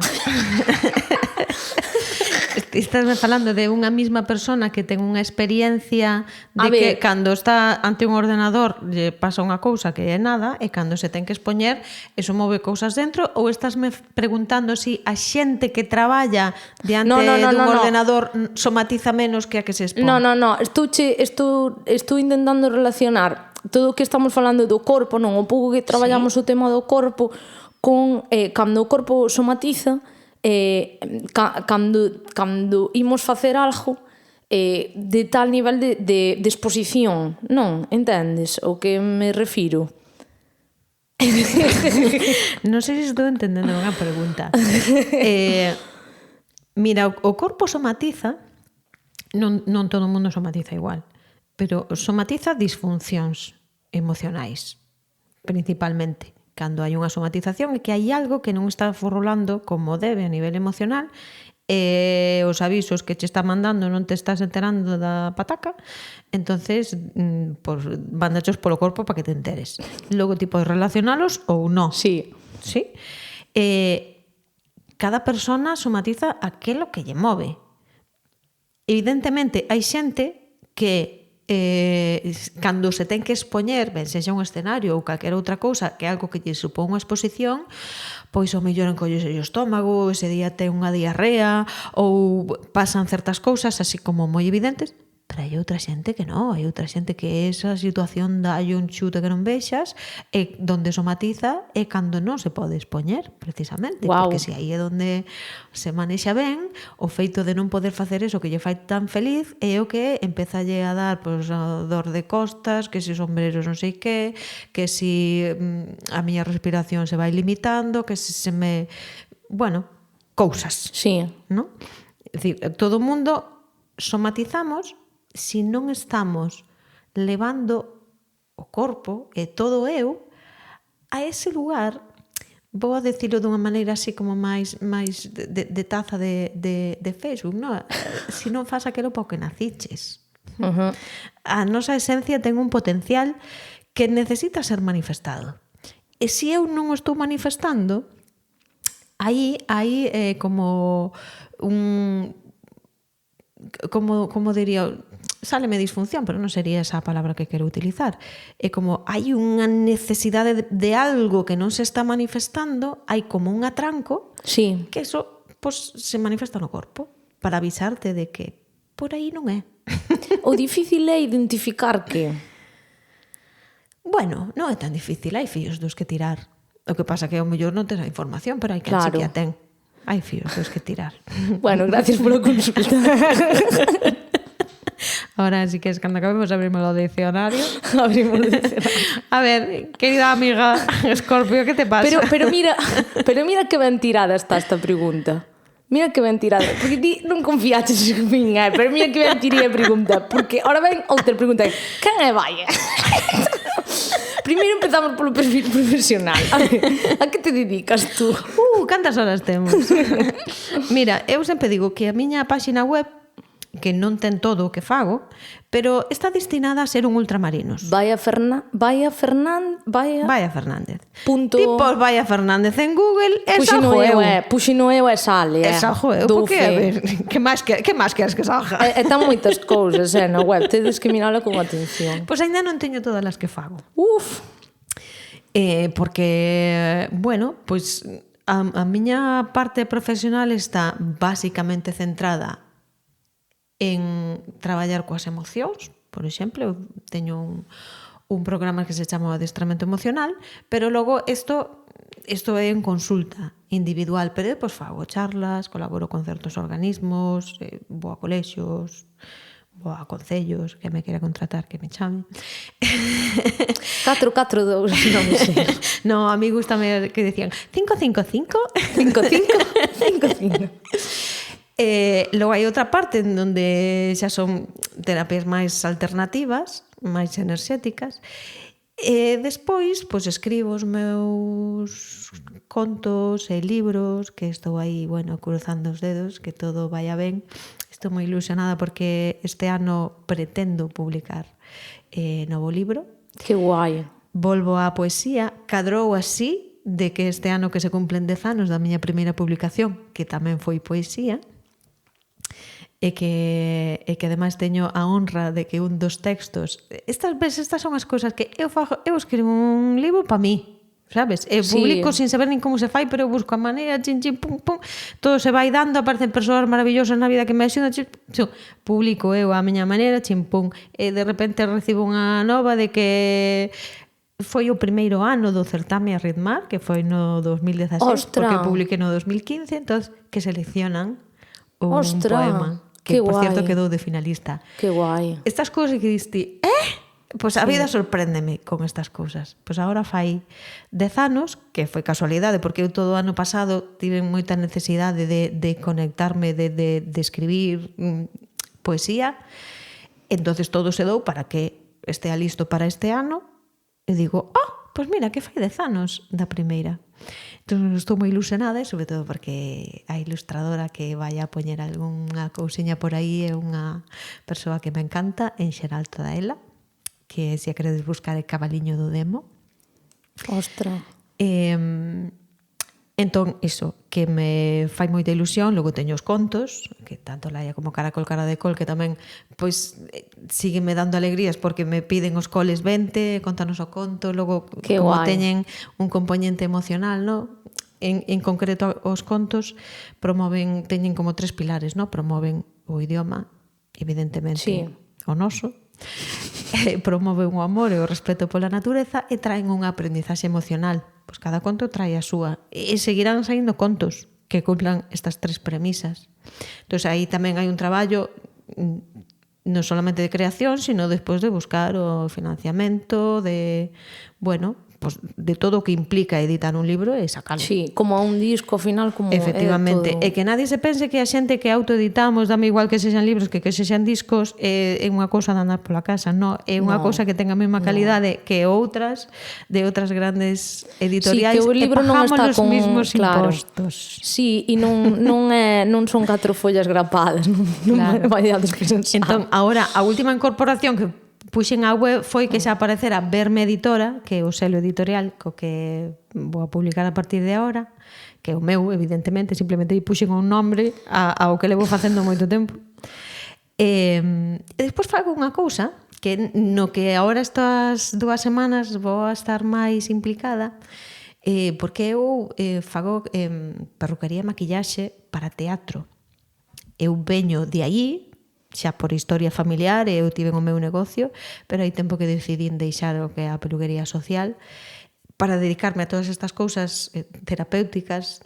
Deixaron de interesarme tanto as cabezas por fora, interesarme máis por dentro, e agora o resto do corpo, pero manteño, porque eso sei non facer, gústame, e teño a oportunidade de facelo nun lugar en onde é super libre e creativo, que é no teatro.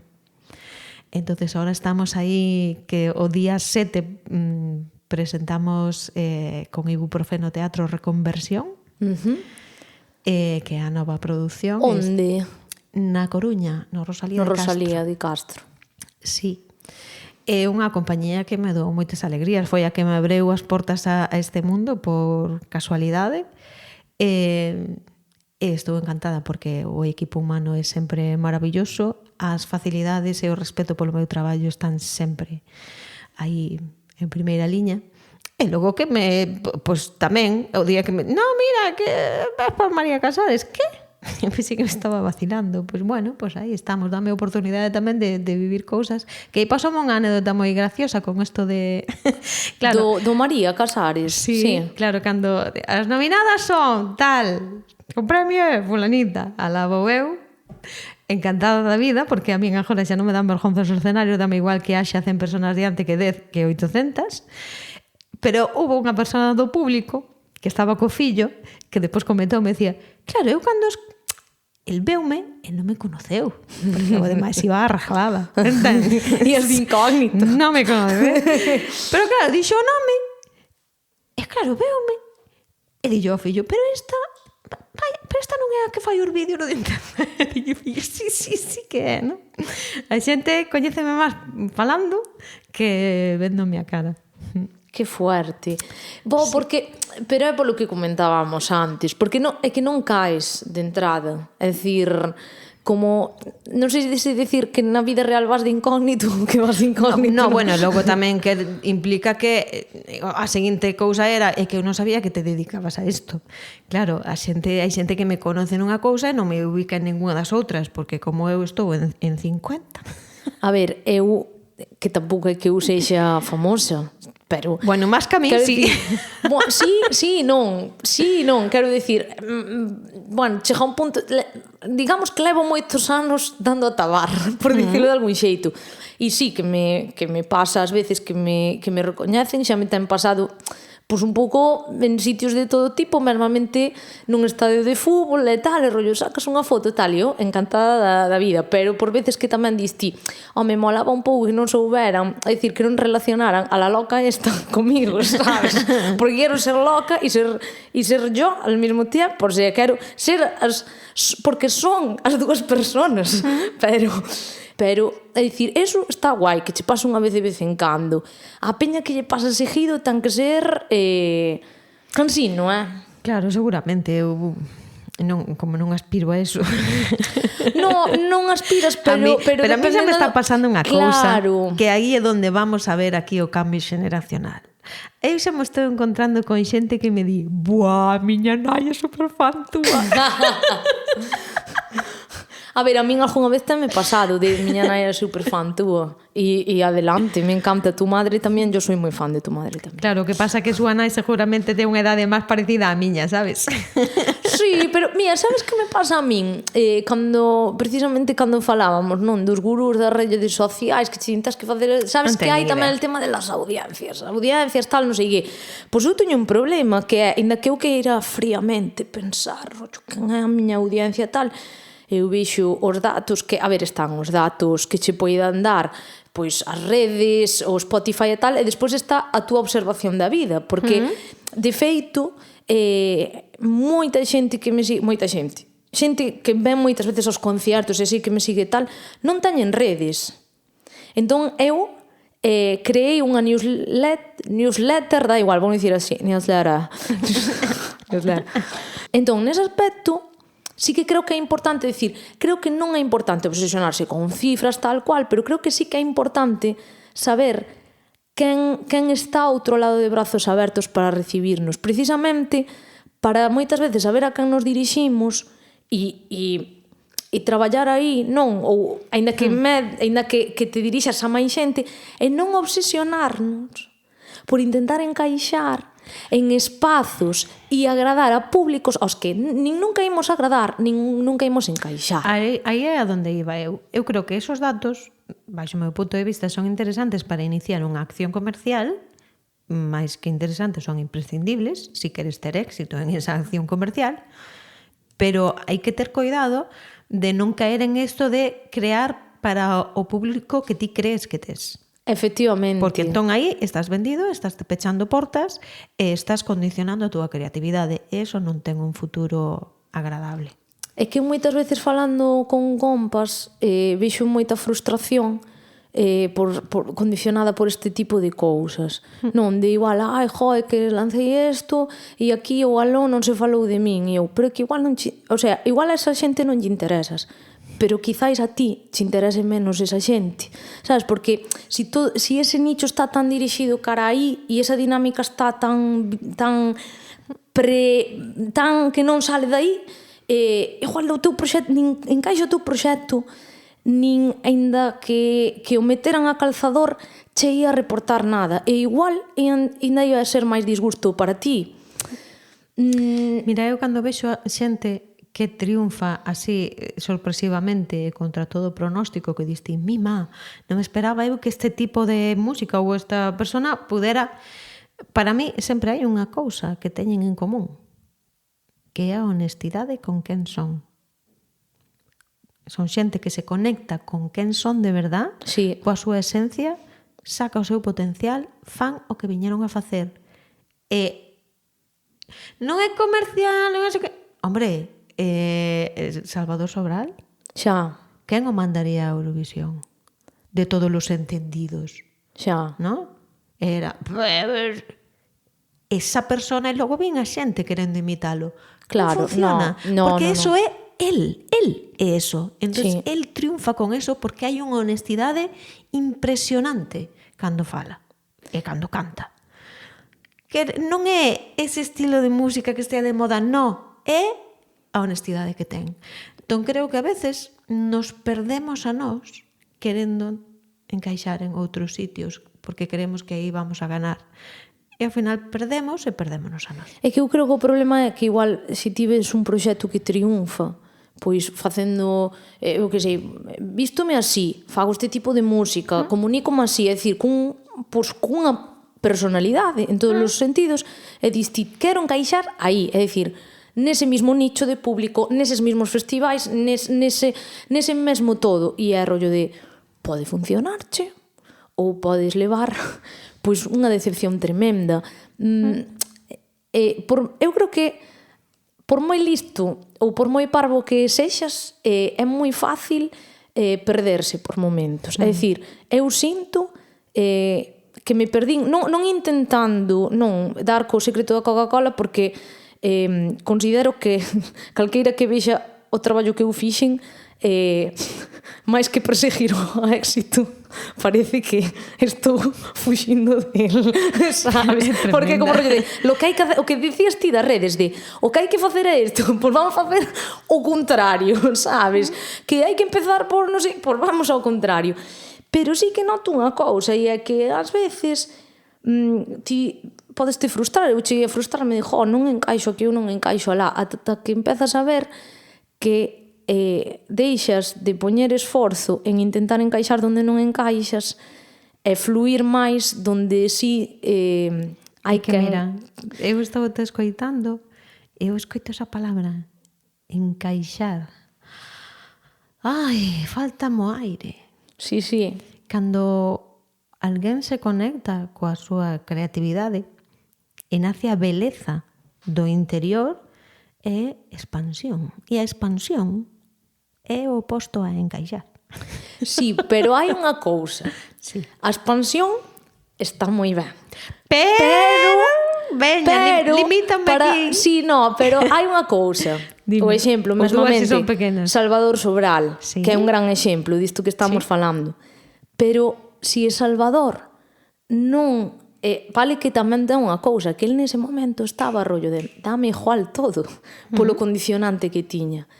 Pero tamén hai un detonante que fai todo o que sucedeu con Salvador, e é que a súa irmá, Luisa Sobral, como autora da canción, dixo, vai ser meu irmão o que interprete tal. Entón, é dicir, o universo, vamos dicir o universo, por dicir, personitas dixeron, pois vamos poñer aquí a esta persona, sabendo que podía dende ser escollido hasta quedar eliminado de primeiro, quero dicir, é o que pode suceder.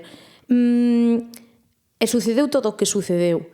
Pero ata un talento como o del, se non se pon aos ollos do público, pois a tal hora Claro. que, é dicir, Pero aí vou, claro. por que se pon aos ollos do público? Tío, disto vou que decilo o súa irmán, porque é a persona que confía Claro. en el. Si nos vamos a meter no, porque o que funciona é este, o que funciona é aquelo, o que din todos os expertos, que son moi expertos antes de ir a Eurovisión, e cando veñen de volta resulta que era todo o contrario. Sí. Xa non son tan expertos. Sí. Entón, é o abrir a mente e deixarnos de tanto parámetro e tanta Sí. historia e facilitar que as persoas se conecten co seu potencial e o saquen sí, fora. sí, sí. De isto, ademais, por certo, recórdame ao tema da educación. Que si vamos a buscar o significado da palabra, educación significa sacar de dentro. E nós, como somos tan guais, e somos tan listos, tan adultos, o que facemos é los niños son como esponjas, vamos a meterlle nos Sí, cousas dentro. meter no, e meter, claro. Mira a ver que trae e permite que eso se desenvolva, que crezca, que medre e que se exprese. E sobre todo que se exprese. Claro. Porque eu ainda falaba cunha exprofe miña de, claro, ti agora vesmo aquí, sí, facendo unha cancionciña, un podcast, non sei que, non sei Pero canto. canto terapia tuve que facer eu. No, pero é que eu cheguei a primeiro de bacharelato e de repente tens que facer dinche, fai un texto, por favor, un texto, colisión, drama, sabes, non me sei,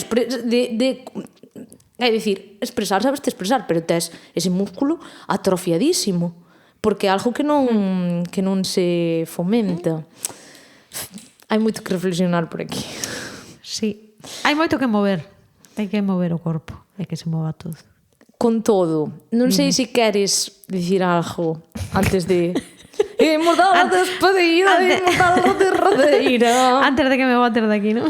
Porque, no, fora coñas, eu creo que contigo habería que facer como se di? Unha trilogía, no, unha temporada. Unha temporada de canto conto. Veña. Podíamos facer... Eu conto teño moito, Abrir o consultorio. A partir de que nos manden...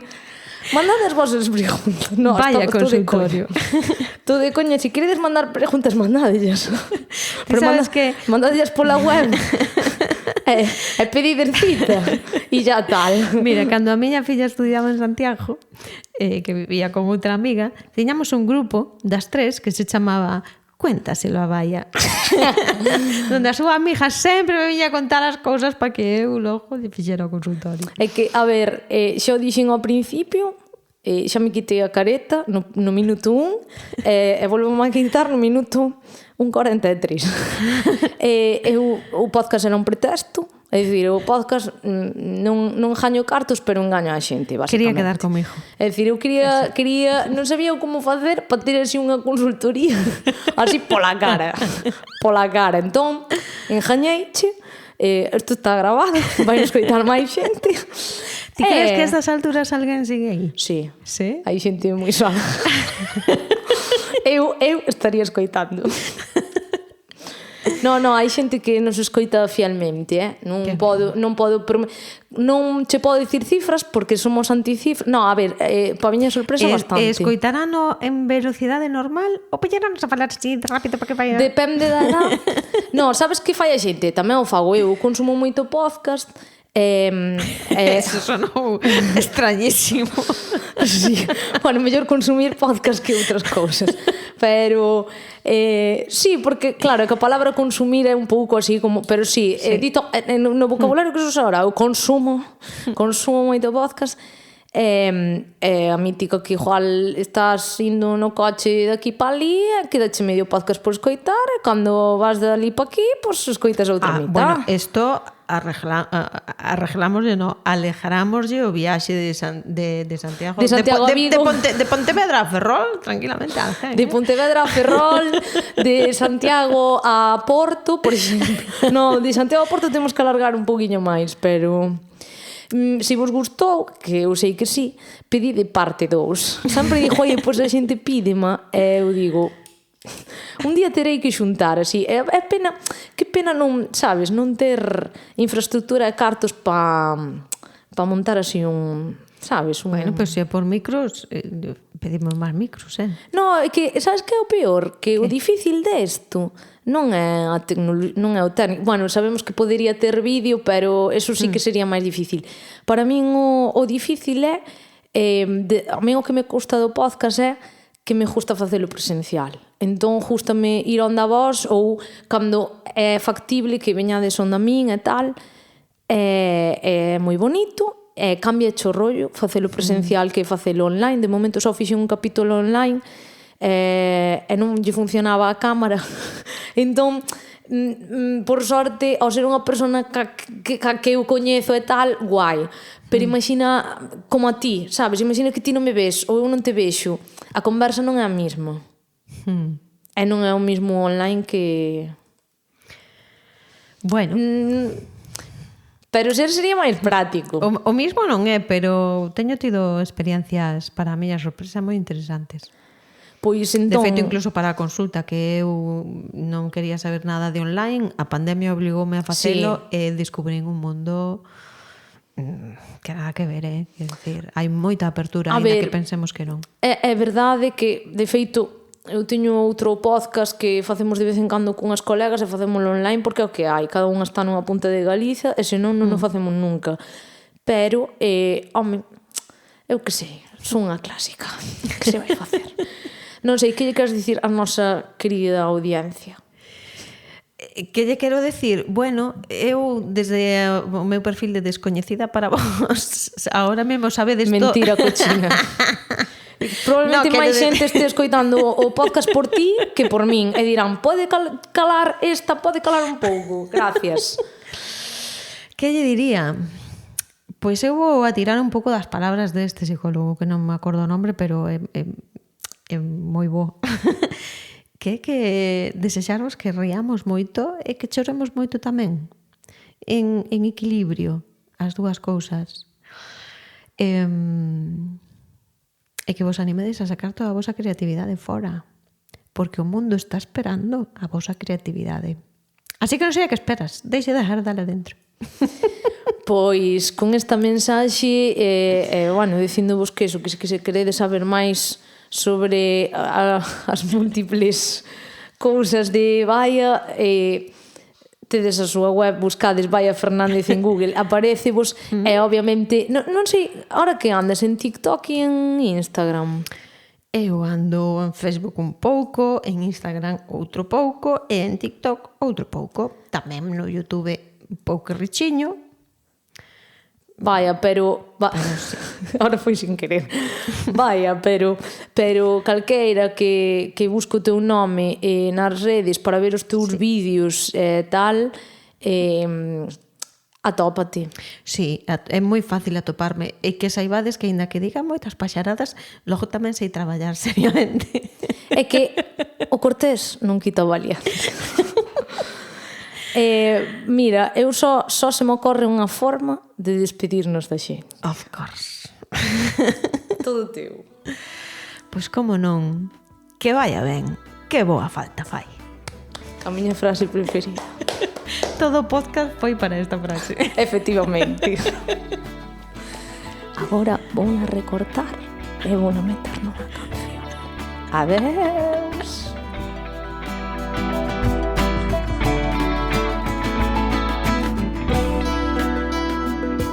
Canto Conto, un podcast de MJ Pérez.